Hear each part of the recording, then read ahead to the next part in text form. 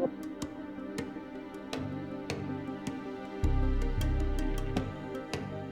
we go. Happy 11:11 a.m. Arizona time on April 10th, 2026.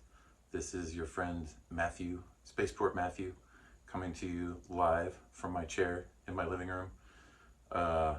This is also my 11th video, and I promised myself that I would sit here and talk to the camera and try to act natural and make this my 11th video. So here goes. So actually, my intent with this video was to express some gratitude right off the top for everybody who's listened so far, everybody who's tuned in and listened, whether you've watched an orb video, whether you've watched a music video on the channel. I appreciate you coming, and I hope you'll be back. I'll have more. I have a lot of music to share with not just myself, but a lot of other collaborators, and there'll probably be people besides myself that I'll be using for background music for various videos and that sort of thing. But I wanted to just say thank you to some specific people. My aunt and my mom. My aunt just turned 75 recently, a couple days ago. So I wanted to wish her a super huge happy birthday, which I missed on the actual day of her birthday, and I already have apologized to her there. But anyway, if anybody wants to leave a comment for my aunt, in the comment section down below, tell her happy birthday, Karen. She'll get a thrill out of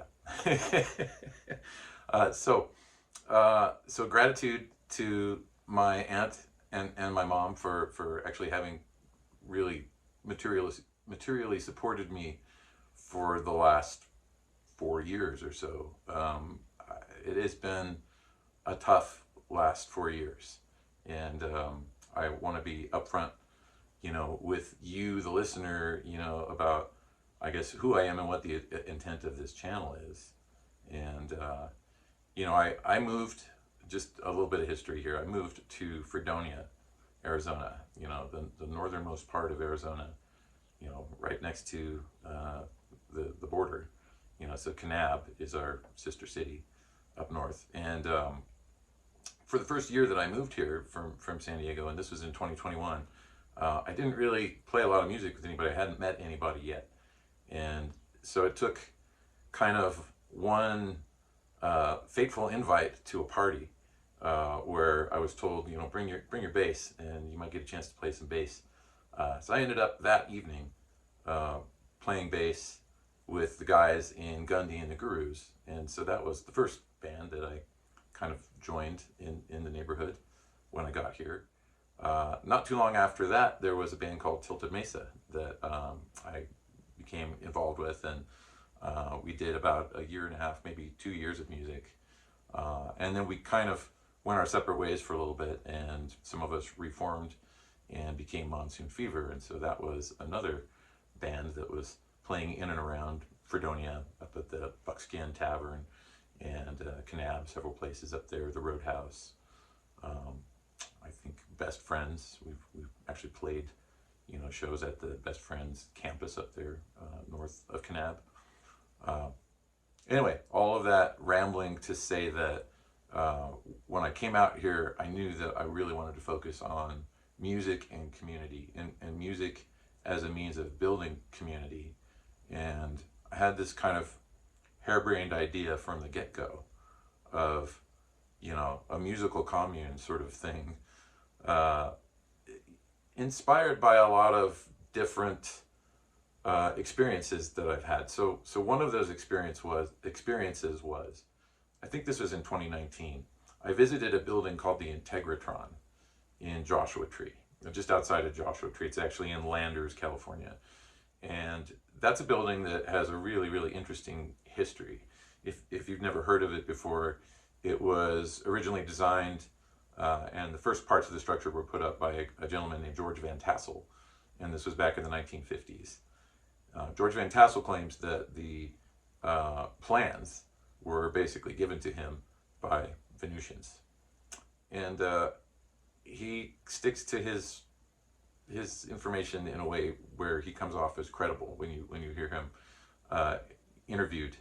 And, there's some very old archival interview footage with him that's, black and white, and the announcer is just, come on, George, you're telling us that, an alien actually came over your house and brought you up in a beam. And he just very matter-of-factly talks to this guy and says, look, I'm telling you, they look like us. They got, their ship was 30 feet across. There were 4 or 5 of them in there. Anyway, you can find all this information. This interview is pretty interesting. But the building that he created, this is the important part. This is this sort of the seed of an idea that I've been following for a little bit here. That building, the Integratron, is a dome. It's a giant wooden dome. It's like 55 feet wide, specifically 55 feet wide. Now, I don't know a lot of other things about the design of this thing, but it's used primarily right now for a lot of sound baths, and that's the context in which I had my experience. I went to the Integratron. I think it was 2019. It was sometime before the Plague Upon the Land. So, in that experience, where I got to take a sound bath there, I'm lying in this dome, and there's these crystal bowls being played, and some of the notes just produced this involuntary response from me where it just felt like this weight had been lifted, and I just involuntarily cried. Like it just happened, and left there feeling just elevated and lifted somehow. So that's not the first, well, that might have been the first direct sort of musical healing experience, I think, where I felt like sound had a very definite and positive impact, on my mental health at that point. That was a tough time. It's been an interesting life. I'm not going to go too deep into my history here, because this is already 7 minutes of me ranting about my life. And anyway, the idea that I had, that I sort of took from the Integratron, is that I'd really love to see another building, even more buildings, like sort of built to a similar spec, where these could be places of sound healing, and all kinds of options for community get-togethers and concerts. Like, there actually are concerts. There are artists who come down to the Integratron and rent the place out and perform there. There's not you can't squeeze a huge amount of people into a 55-foot dome, but it's still a pretty decent amount of space. So I've been really, really kind of visualizing over the last 3 or 4 years some sort of venue that would be here, close to me, that I could somehow help facilitate in the building process, or the design process somehow.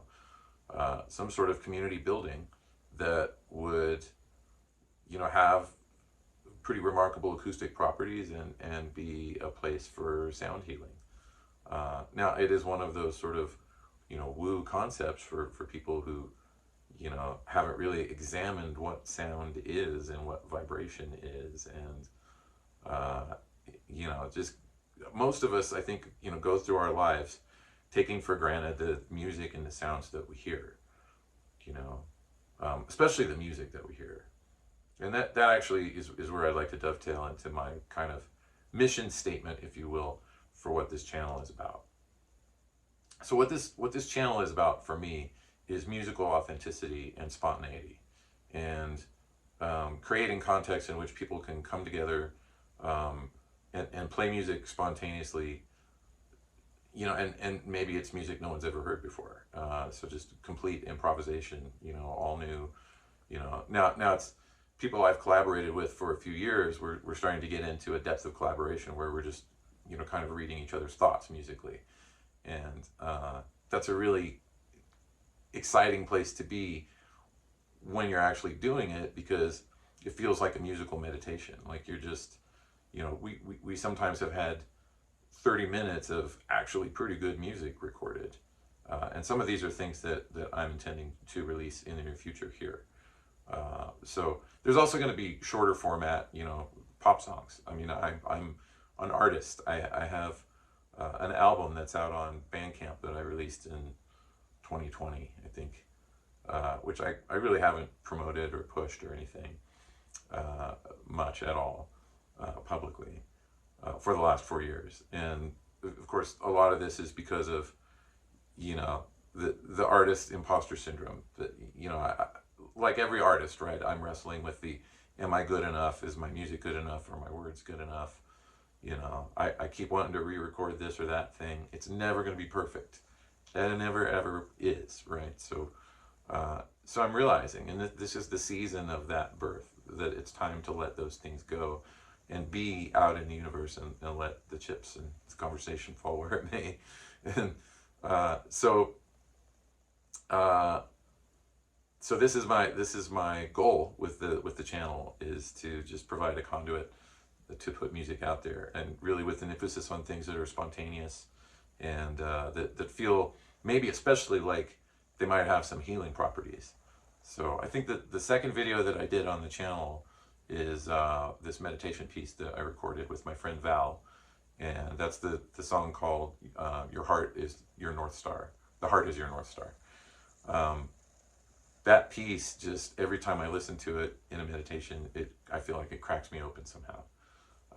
So I knew that I had to release that piece of music, because I felt like if I feel that way, you know, like, I don't know, there's something where I know when I have an emotional reaction to something, that there's something there. And so, yeah, so I'm having an emotional reaction right now, just sort of thinking about it. Anyway, so I'm excited to share these things, because I think that, you know, some of these songs, or some of these pieces, just, you know, if they add one little iota to your daily quotient of peace in a crazy world, then mission accomplished. You know, we're dealing with crazy times, and I would say that the last 4 to 5 years, you know, since the plague upon the land, especially, you know, have been exceedingly eye-opening. And actually, this is where I want to take an opportunity to thank one of my new subscribers, well, 2 of my new subscribers, Mike and Cindy from Evolutionary Energy Arts. Thank you for joining the channel. You have no idea how, well, you probably do, because you probably hear this from a lot of people who have said thank you for opening my eyes. But the last 4 or 5 years, you know, I feel like you've connected so many dots in the world, you know, and not exclusively you. I mean, there's a laundry list of YouTubers that I've watched. So over the last 4 or 5 years, you know, I have no cable subscription anymore. I don't watch mainstream news. I glance at it online, you know, to see what's being said periodically. But even lately, that is sort of even too much. So, you know, there's a moon. Well, as I'm recording this, I think Artemis 2 is on its way back to Earth, and is supposed to be splashing down in the Pacific off of San Diego at, like, I think I remember it's 5:07 p.m., something like that, Pacific time. So thoughts and prayers to the 4 astronauts on that mission. It's amazing. I really want to believe that it's true, that it truly is. 4 people really did go to the moon and went around there. I still, you know, why isn't the spaceship bristling with cameras and live feeds? Well, there's probably plenty of reasons for that. You know, NASA maintains tight editorial control over every image that they release to the public, and that's the way it's been for years and years. So, you know, the chances of getting something live, you know, truly live, and then seeing something that perhaps shouldn't be there, you know, I digress. Anyway, I do absolutely pray for the safe return of these 4 astronauts today. May they splash down safely in the Pacific and tell us their stories. And I've watched a lot of footage. I watched the takeoff. I actually cried a little, you know, because it's been 50 plus years since we went to the moon, And I know there's a lot of people who doubt that the moon landing ever happened or that we were ever actually on the moon. And those that have said that the the first one was fake. So I sort of feel like, yes, there might have been some fakery with the first landing, maybe the first couple of landings. But after watching the footage from the last mission, the last Apollo mission, which was Apollo 17, where there were three guys and they brought a rover and they took the rover out and got all kinds of rock samples. I watched a documentary show, I can't remember the name, it was on YouTube, but it had all of that footage. Now that footage seems authentic to me. When I look at it, it seems, I feel like it's authentic. Um, I don't know. I don't know. Did they fake the entire thing? I don't think so. I don't want to believe that. And I absolutely want to believe that this was a real mission and that there was real science being done and that real discoveries were made. But we're also at a time when we're on the edge of disclosure, of disclosure. I, I like I know my channel's not going to get monetized. So and I've kind of accepted the idea that I don't want this channel to just explosively grow overnight. So if that happens, it's going to be weird, and because I'm afraid of it, it'll probably happen, right? But having some limited viewership and limited stakes, I guess, is good, because I'm getting my feet wet with communicating with the world here, and I have a lot to say, but I don't want to get in the way of the maybe more important things that there are to articulate in the world. Um, there's every variety of apocalypse happening right now, right? Like whatever direction you look, this week we had a comet that flew into the sun and disappeared. Actually, we've had two this week that flew into the sun and were, I guess, destroyed. Thankfully, there were no major, solar flares as a result of that. But we've got another one coming in that we're going to be flying through the tail of toward the end of April. So and we know when 3I Atlas came by. 3I Atlas was the big comet that we discovered last July that had all kinds of anomalies. And if you haven't watched The Angry Astronaut on YouTube, you should watch The Angry Astronaut on YouTube, because he has some amazing stuff to say. And the list of anomalies about 3I Atlas is just mind-blowing. Anyway, that, as that object was coming into the solar system, there were some pretty massive eruptions off the far side of the sun aimed in its direction. So it does seem pretty obvious that that these, interstellar bodies, if you want to call them that, comets, whatever they are, actually, in actuality, because everything is electromagnetically entwined, there is sometimes a reaction, and it seems like there was a reaction, like the sun reacted and said, hey, uh, you know, I'm going to point out another YouTuber that I watch pretty regularly. In fact, I look at his updates every morning. Spaceweathernews.com, Ben Davidson. Suspicious Observer was his channel before. So I actually am an OG SO, even though I've barely ever talked to anybody on their site. I've watched. I haven't engaged. I don't have the financial resources to be in the sort of prepper mode that everybody who is gearing up for the solar catastrophe, which seems pretty imminent if you're looking at that particular variety of stuff, right? Like, there's a lot of people preparing for that, and Ben Davidson has his ranch in Colorado, the Observer Ranch, and I keep telling myself one day when I have the money, I'd love to come out there and actually scope it out and see. But until I've taken some steps here, some practical steps to get ready, and not just for myself, but for the townsfolk here that I live with, right? Like, if things are imminent, the sun could effectively put our lights out any day. we're in the midst of the solar maximum cycle right now. We've got all of these, large scale cosmic interactions happening. So the likelihood of the sun burping out a pretty big solar flare in our direction, and that maybe knocking the electricity out for some period of time, that likelihood is not off the table. Okay, but again, I want to zoom out here and just point out that that's one variety of catastrophe. And then there's also the slow, or maybe not so slow, takeover of AI happening with everything in the world, right? Like I, as an artist, as a musician, my work is not valued the same when a producer can go tell Suno AI to generate music for their 30-minute commercial.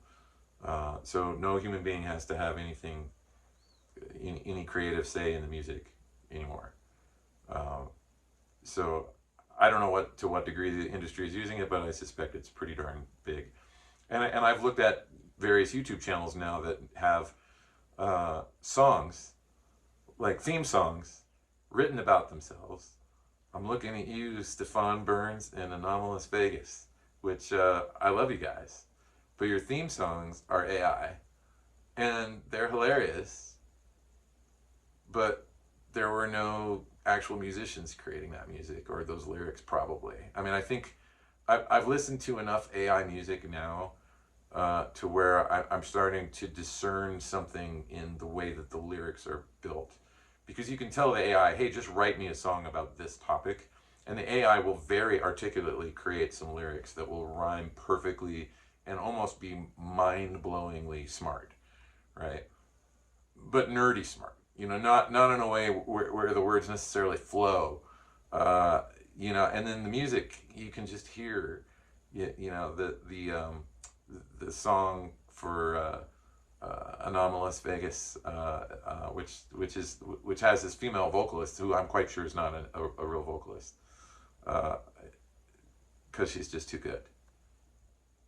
Anyway, then the mandolin parts are like patently synthesizer-y, just not right.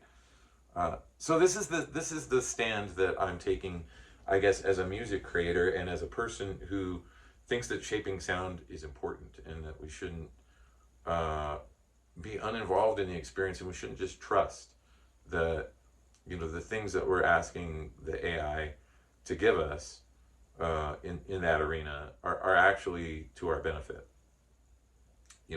Music is how we human beings communicate to each other in a way that's more than just words, right? Like, and now that entire process has been hijacked for so many people.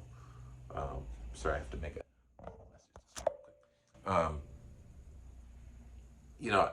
It's incredible when you put lyrics into this thing, or Suno or one of the other AIs. Rick Beato is another YouTuber that I've watched pretty regularly because he always has interesting conversations, and he's talked about this AI aspect a lot, and and also Ben Jordan, I believe, is another YouTuber who has really gone into depth talking about the specific sounds that are being generated by AI, which are maybe not all that harmonious and compatible with human hearing on a subconscious level. So I think, in some ways, like purity of sound, the kind of purity of sound that you get, when you rub a crystal bowl, and all of that quartz is resonating at a certain frequency, that purity of sound, that acoustic purity of sound, then amplified, in a space. I think that vibration, that some of those vibrations specifically help us tune the cells in our bodies, and different frequencies, maybe different cells, but I think that it creates coherence patterns. And if you've looked at cymatics patterns, this is a really interesting thing to look into. Cymatics is like this study of patterns in sound. So, for example, you can put some sand on a plate, and then you can have a speaker underneath it. Here, I'm going to use my hands, right? You can have a speaker like parked underneath it, vibrating the plate at a certain frequency. Some of the notes that you get, you'll see that the sand creates these patterns that are very coherent and sort of snowflake-like, like beautiful, very coherent.